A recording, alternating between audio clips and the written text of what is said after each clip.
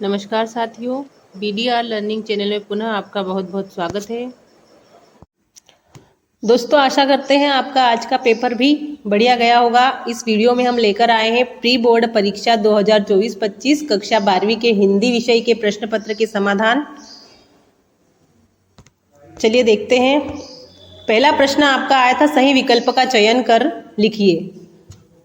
जिसका पहला था, आत्म परिचय कविता में कवि पान किया करता है। विकल्प दिए गए थे दूध का, पानी का, शहद का या स्नेह रूपी मदिरा का।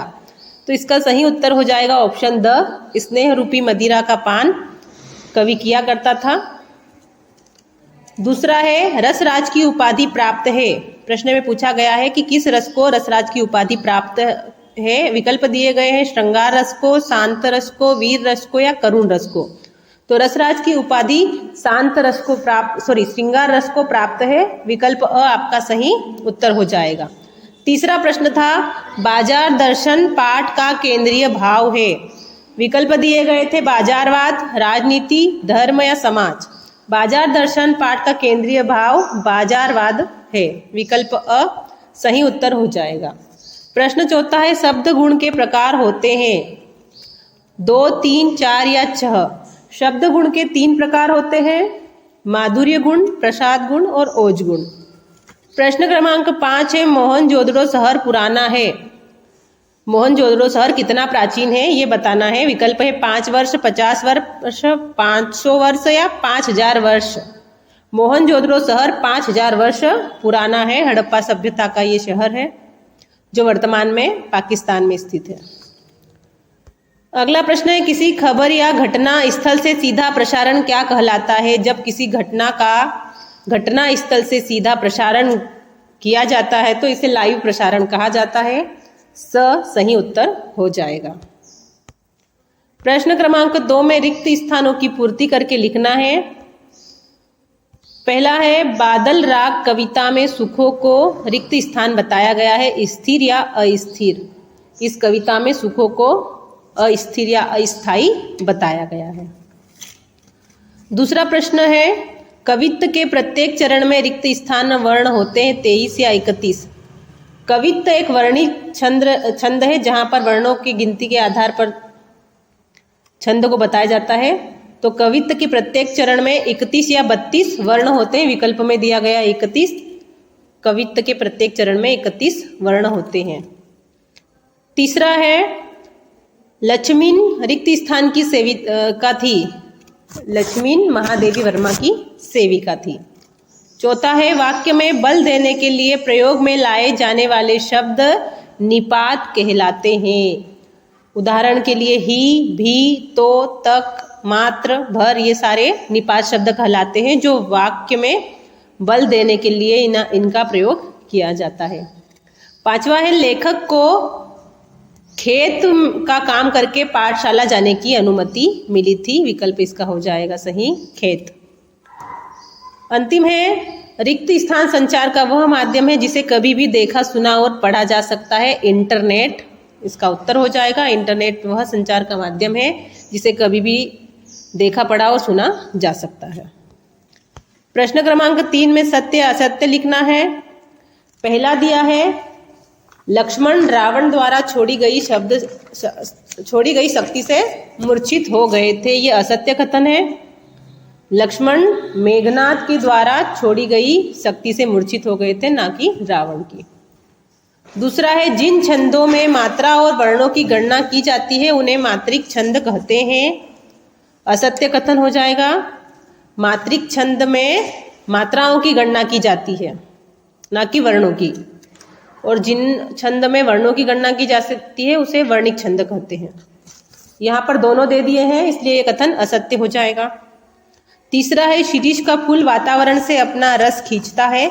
सत्य कथन है।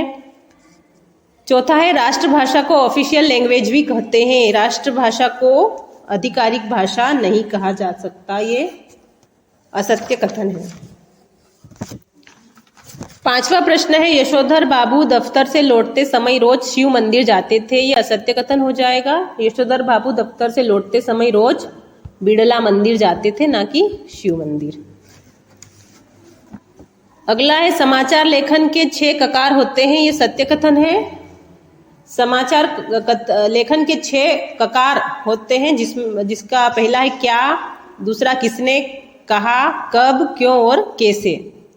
क्या, किसने, कहा, कब, क्यों और कैसे, ये समाचार लेखन के 6 ककार होते हैं। प्रश्न क्रमांक 4 पर सही जोड़ी का मिलान करके लिखना है। पहला है कैमरे में बंद अपाहिज, इसका मिलान करेंगे, ख से रघुवीर सहाय की रचना है ये। दूसरा है कबीर सम्मान, कबीर सम्मान से शमशेर बहादुर सिंह जी को सम्मानित किया गया था, दूसरे का मिलान करेंगे छ से। तीसरा रोदरस, रोदरस का स्थायी भाव होता है क्रोध, च से इसका मिलान करेंगे।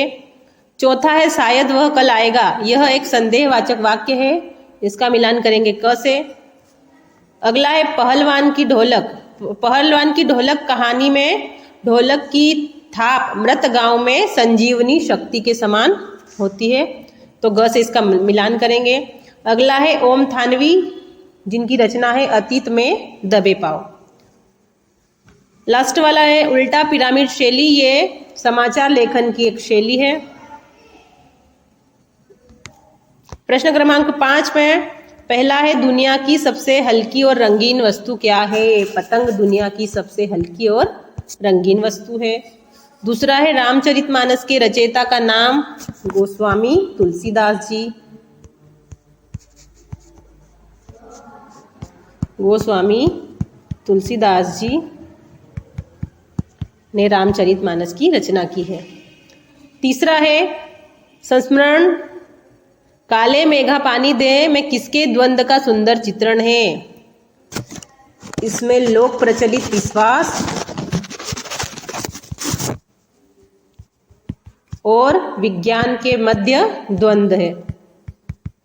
लोक प्रचलित विश्वास और विज्ञान के बीच के द्वंद्व का सुंदर चित्रण काले मेघा पानी दे में किया गया है।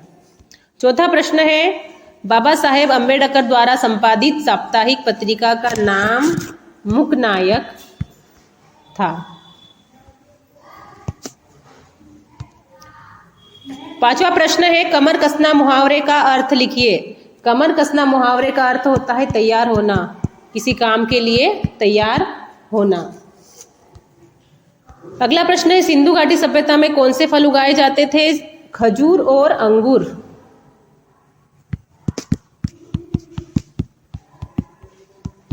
अंगूर और खजूर फल सिंधु घाटी सभ्यता में उगाए जाते थे। एक वाक्य में उत्तर का अंतिम प्रश्न है विशेष संवाददाता किसे कहते हैं। जो संवाददाता विशेषीकृत रिपोर्टिंग करते हैं, ऐसे रिपोर्टर को विशेष संवाददाता कहते हैं। तो दोस्तों वीडियो यदि आपको अच्छा लगा हो तो वीडियो को लाइक करें, अपने सभी दोस्तों तक वीडियो को शेयर करें। यदि आप चैनल पर नए हैं तो चैनल को सब्सक्राइब कर लें, ताकि आने वाले प्री बोर्ड और बोर्ड परीक्षा के प्रश्न पत्र के समाधान आपको इस चैनल पर उपलब्ध हो पाए और आपके पास सूचना समय पर उपलब्ध हो सके। साथ ही आप अभ्यास प्रश्न पत्र और मॉडल प्रश्न पत्र जो हमारे द्वारा पिछले माह अपलोड किए गए थे, उनका भी अध्ययन कर लीजिएगा। मिलते हैं नेक्स्ट वीडियो में। Thank you.